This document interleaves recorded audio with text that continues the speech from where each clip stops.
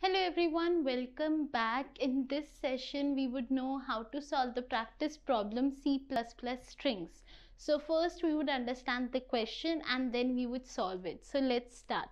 Basically in this questions, we are given two strings, okay, S1 and S2. For example, this is Geeks and this one is Geeks for Geeks.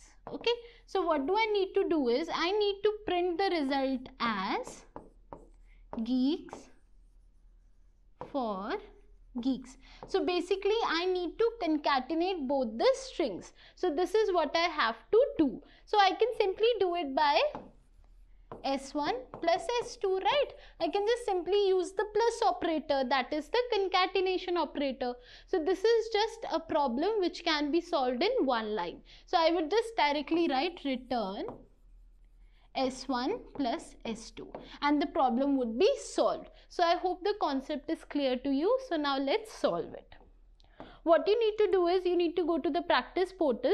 In practice portal, you need to choose difficulty as school and then you need to find the problem C++ strings. Okay. After you find it, you need to click on solve problem.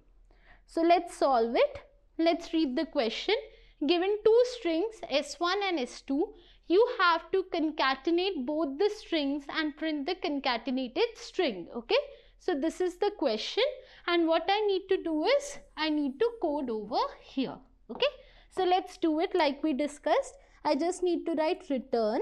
One moment, let me click over here. So I need to write return. What do I need to return? I need to return S1 plus S2. Okay. Now to check if this is correct or not, I would click on compile and run. So let's wait, it is getting compiled. So the compilation is done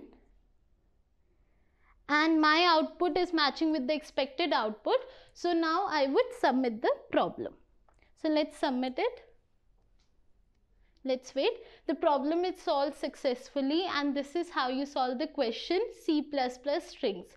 So I hope this video was helpful for you. Thank you.